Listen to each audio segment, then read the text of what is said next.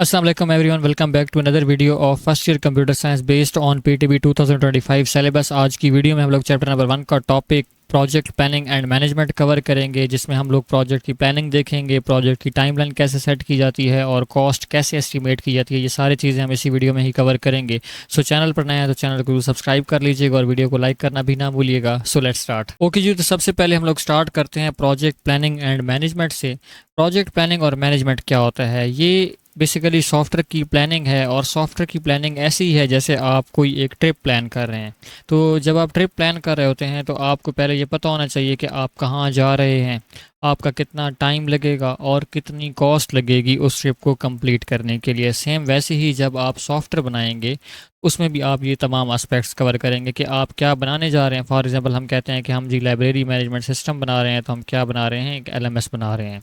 How long it will take, कितना time जो है इस सॉफ्टवेयर को कंप्लीट करने में लगेगा, और हमारी इसके ऊपर कॉस्ट की एस्टीमेट जो है वो कितनी आ रही होगी। ये जो कुछ चीज़ें होंगी जो हम लोग इसके अंदर कवर करेंगे। इसमें एक तो प्रोजेक्ट की कम्प्रीहेंसिव प्लानिंग आ जाती है, यानी ये एक डिटेल्ड प्लानिंग होगी।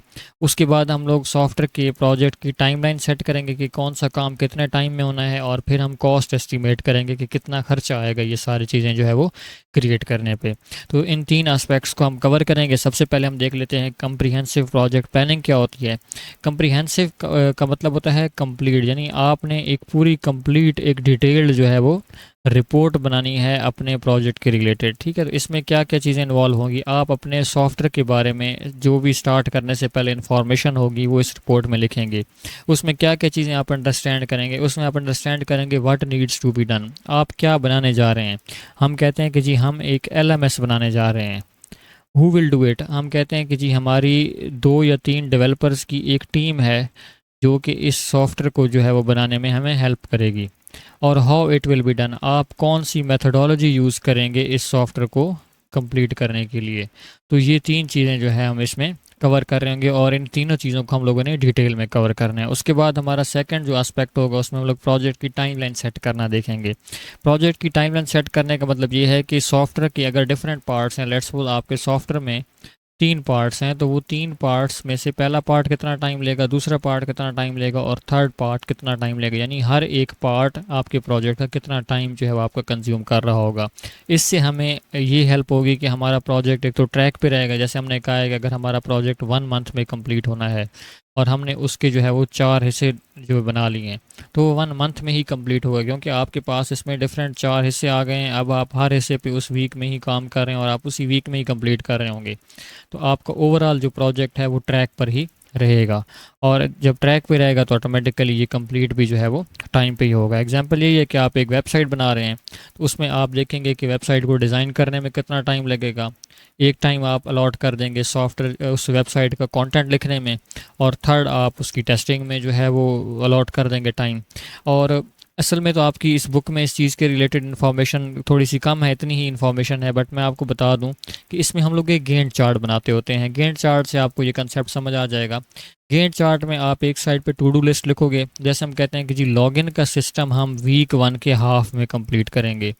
फिर बुक बारो करने का जो फीचर है लाइब्रेरी मैनेजमेंट सिस्टम में, वो हाफ पहला वीक और हाफ दूसरा वीक। बुक रिटर्न करने का फीचर आपका वीक 2 में कंप्लीट हो जाएगा। रिपोर्ट जनरेट करना आपका थर्ड वीक हाफ में हो जाएगा। जब आप रिपोर्ट पे काम कर रहे होंगे उसी वक्त आप नोटिफिकेशंस पे भी काम शुरू कर देंगे साथ, तो आपका ये भी वीक 3 में कंप्लीट हो जाएगा। और वीक 3 में ही आपने डिज़ाइनिंग पे भी काम शुरू कर देना है और साथ साथ टेस्टिंग भी शुरू कर देनी है। तो जब आपकी डिज़ाइनिंग कंप्लीट होगी आपकी इधर से टेस्टिंग भी कंप्लीट हो चुकी है। यानी डिज़ाइनिंग को इम्प्रूव करने, वैसे तो आप डिज़ाइन सबसे पहले यहाँ पे भी बनाएंगे।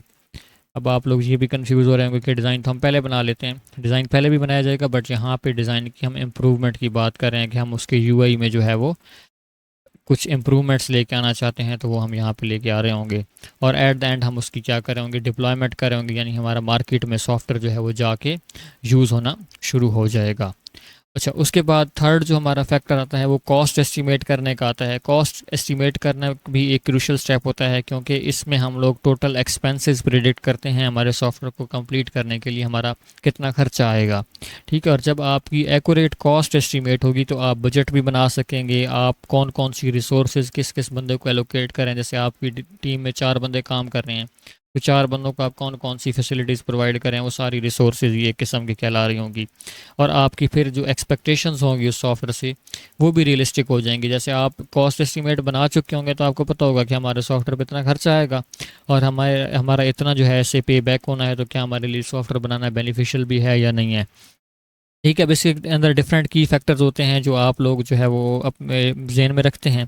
जो बुक में लिखे हुए थे मैं उन्हीं को ही कवर कर रहा हूँ, इसके अलावा भी और ज़्यादा होते हैं। ये हम ये नहीं कह सकते कि यही फिक्स हैं। ठीक है, तो डेवलपमेंट टीम एक की फैक्टर होता है कि आपके कितने नंबर ऑफ़ डेवलपर काम कर रहे हैं, उनकी एक्सपर्टीज़ क्या हैं, वो कितना आपसे चार्ज कर रहे हैं मंथली या ऑरली।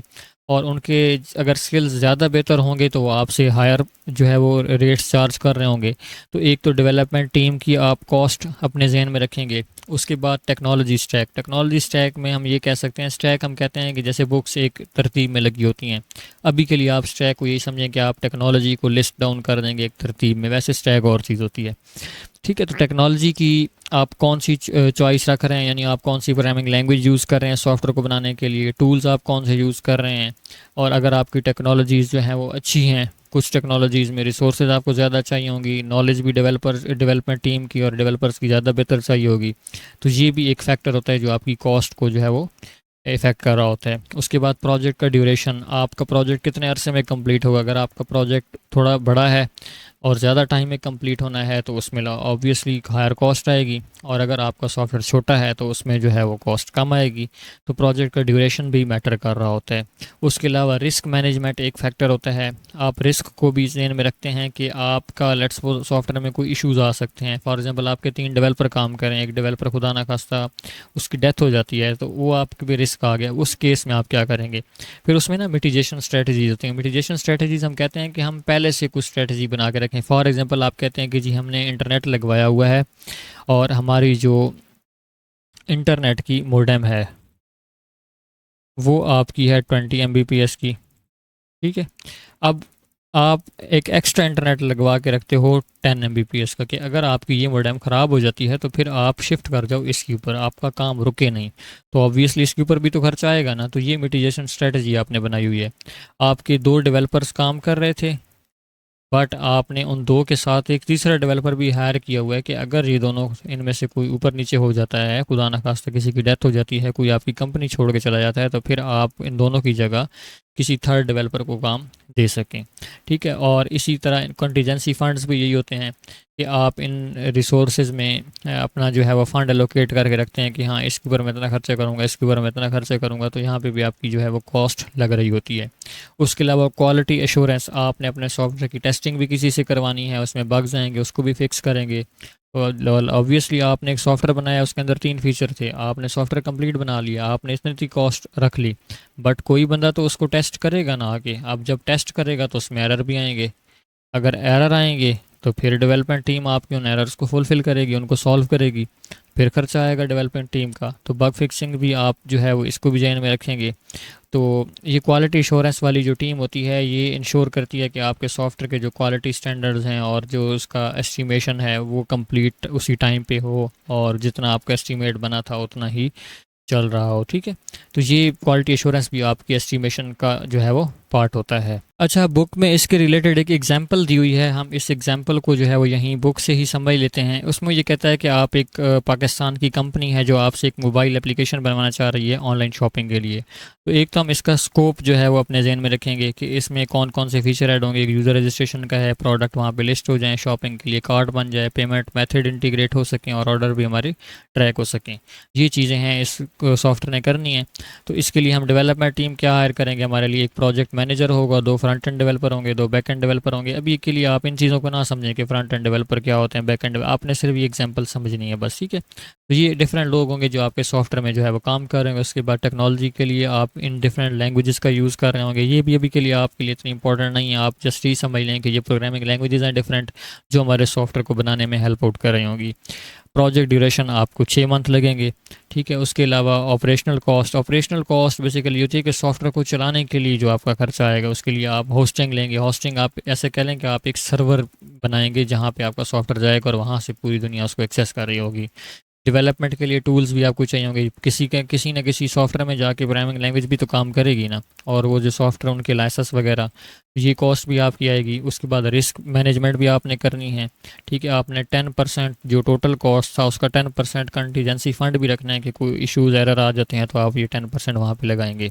और क्वालिटी एश्योरेंस की टीम को भी आप खर्चा जो है उनके ऊपर भी करेंगे, तो जो आपकी फंक्शनैलिटी और परफॉर्मेंस को चेक करेंगे और उसको इंश्योर करेंगे, ठीक है। तो ये कॉस्ट ब्रेकडाउन यहाँ पे इन्होंने बताया हुआ है कि प्रोजेक्ट मैनेजर जो है, जो हमने कहा था डेवलपमेंट टीम में एक प्रोजेक्ट मैनेजर होगा, ये अगर आपसे जो है वो 5000 पर आवर चार्ज करता है और ये एक वीक में 20 आवर्स जो है वो काम करता है और टोटल 24 वीक्स हैं, क्योंकि ये सॉफ्टवेयर जो है वो 6 माह में कंप्लीट होना है, तो ये कॉस्ट इस पे लग जाएगी। फ्रंट एंड डेवलपर भी इसी तरह कॉस्ट एस्टिमेट की गई है। बैक एंड डेवलपर्स की भी कॉस्ट एस्टिमेट की गई है। यूआई या यूएक्स डिज़ाइनर, ये जो आपका यूज़र इंटरफेस डिज़ाइन करेंगे, जो आपको सामने ऐप में चीज़ें शो हो रही होंगी, ठीक है, उनकी कॉस्ट। उसके बाद क्वालिटी एश्योरेंस टेस्टर जो सॉफ्टवेयर की टेस्टिंग करेंगे और क्वालिटी जो है इन्होंने जो है वो एश्योर करनी है। उसके बाद ऑपरेशनल कॉस्ट भी अपने जहन में रखनी है, ठीक है, जो आपका खर्चा सॉफ्टवेयर पे आएगा, उसके अलावा जो आपका क्लाउड वगैरह के ऊपर आएगा, टूल्स के ऊपर आएगा, ये खर्चा आपका हो गया। और कंटीजेंसी फ़ंड आपने 10% एस्टिमेट रखना है। तो ये टोटल कॉस्ट जो है ये आलमोस्ट जो है यहाँ पे लिखी हुई है। ये वाली कॉस्ट आपकी टोटल आएगी। इसमें तमाम एस्पेक्ट हैं, डेवलपमेंट की हो गए, प्लानिंग की हो गए, उसके बाद उसकी इम्प्लीमेंटेशन कैसे होनी है, टेस्टिंग कैसे होनी है। तो ये जो है वो आपको एग्जांपल इलस्ट्रेट करने के लिए उन्होंने ऐड की हुई है। ये आप इजीली यहाँ से इसको समझ सकते हैं। सो आई होप आप लोगों को आज का topic project planning and management समझ में आया होगा, जिसमें हम लोगों ने comprehensive project planning, setting project timeline और एस्टिमेटिंग कॉस्ट को कवर किया है। इंशाल्लाह नेक्स्ट वीडियो में हम लोग रिस्क असेसमेंट और मैनेजमेंट को कवर करेंगे। अगर आप लोगों को आज की वीडियो अच्छी लगी हो तो वीडियो को लाइक करना ना भूलिएगा, और वीडियो के रिलेटेड कोई भी आपकी क्वेश्चन या क्यूरीज हैं वो आप कमेंट सेक्शन में पूछ सकते हैं।